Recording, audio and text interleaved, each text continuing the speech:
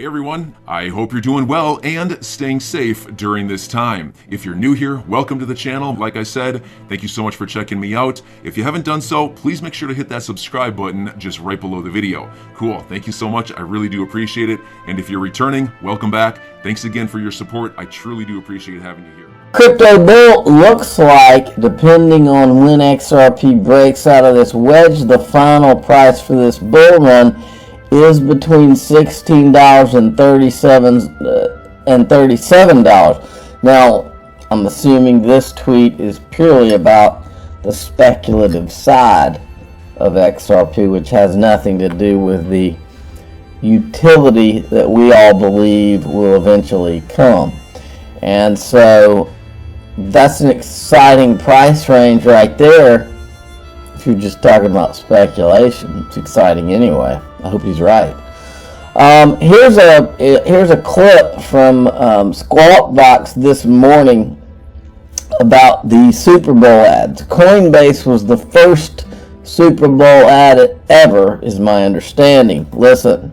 Kevin, I want to know what you think of the Coinbase ad, which broke all those rules, and yet Coinbase now saying, by the way, just this morning, they had 20 million people on their site literally in 1 minute.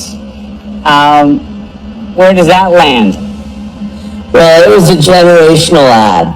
There was, I think, about half the audience that had no idea what was going on with that ad and were completely confused. And then the other half really loved what it was trying to say. And it scored incredibly well in our data as well. It was number 7 in our rankings. And there was, I think from their point of view, a really well accomplished ad. By the way, any of you who did not see it, all it was a QR code that went around the screen, and I was sitting with some people, and the second I saw it, I said, that is a crypto ad.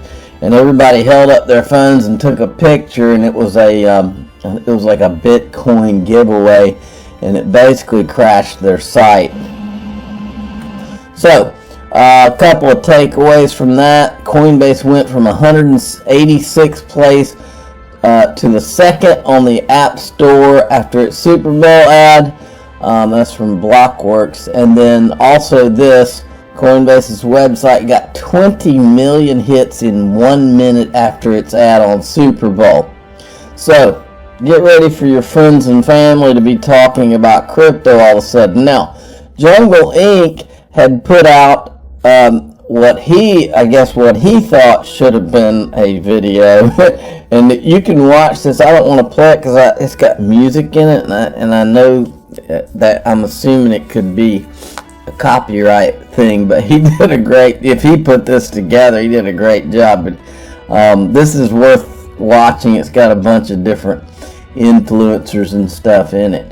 Now, FTX was also one of the companies that had done a Super Bowl ad. It says FTX U.S. President, family offices and pension funds are just waiting for regulatory clarity to invest in crypto. I wonder who could give them regulatory clarity. Alright, CZ Binance tweeted this out a few hours ago. No value is created by issuing a coin. Value is created when people use it, build use cases.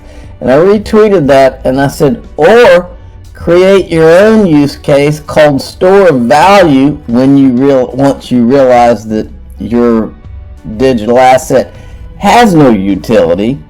Call it store of value or digital run a drop gold campaign and get every crypto media outlet and traditional financial media outlet to shout it from the rooftops, and only it, Bitcoin, until there is a perceived use case, or as Joseph Lubin calls it, create your own reality. That's what they've done. Look, make no mistake, the media, CNBC, the crypto media, most of the crypto media except for ProCoinNews.com have all created their own reality with Bitcoin and Ethereum and proof of work, because remember, proof of work doesn't work. And I believe that it has been a coordinated effort. I've said it from the beginning, and I'll continue to say it. Now, there's an article here by Stefan Hubert that he tweeted out about calling Jay Clayton the man from Solomon Cromwell. And it made me think about something. I said, I find it interesting that Elizabeth Warren was all about going after Jay Clayton for his Goldman Sachs conflicts. And now we've uncovered the evidence with regard to the Ethereum free pass while he was at the SEC. And she doesn't even give a rat's behind because Goldman Sachs Gary has the same exact issue. Alright? And that leads me into this. Listen to this is Ted Cruz. Listen to what Ted Cruz says about all these peoples. And I think Ted Cruz is right in what he's saying about how these people are anti-crypto. But I think that Ted Cruz is missing one thing. That if he ever really understood what was going on here, he'd be all over it. These authoritarians hate Bitcoin and they hate crypto, and it's for the same reason. Why do they hate Joe Rogan? Because they can't control him. He's not subject to their authoritarian power. Why do they hate Bitcoin? Because they can't control it. It is a system of currency outside of the monopoly control of the U.S. government. And I got to say, as I've addressed, I spoke at a big crypto conference in Austin several months ago, and I said, listen, you need to understand, this administration, I believe, is going to go after you and is going to try to destroy you. And by the way, that's a pattern of authoritarians. China, communist China, outlawed Bitcoin for the exact same reason. Why does Elizabeth Warren hate Bitcoin? For the same reason that she in China hates Bitcoin. Because neither one of them can control it. And the theme through all of this is the power of freedom to be not subject to the arbitrary whims of those in government power. Okay.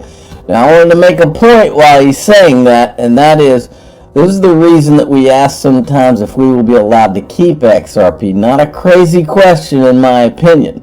Think about this for a minute. The whole premise, anybody who really believes in XRP and what it is, anybody who really believes it, like I do, believes that XRP for the next 100 years will be a part. It'll be like the lubricant of the financial system, a bridge currency, a supranational currency. Well, if that's true, that means that XRP will be a national security issue. It will be something that the government at some point says, yes, this is extremely important to the financial system. Well, it's not a crazy leap to me to think that they can say, well, because this is so important to the financial system, it can only be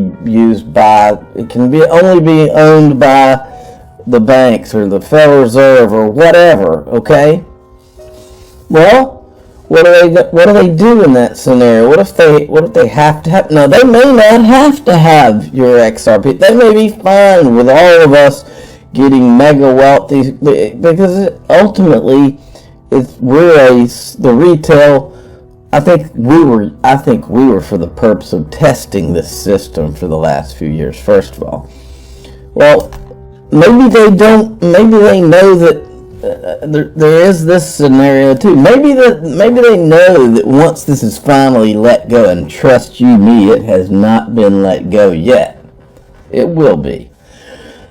Maybe they know that most of us are out at $10 or $20, and so it's not really relevant in the scheme of things. And so maybe on the front end they wouldn't do anything like this. I'm just saying it's a possibility.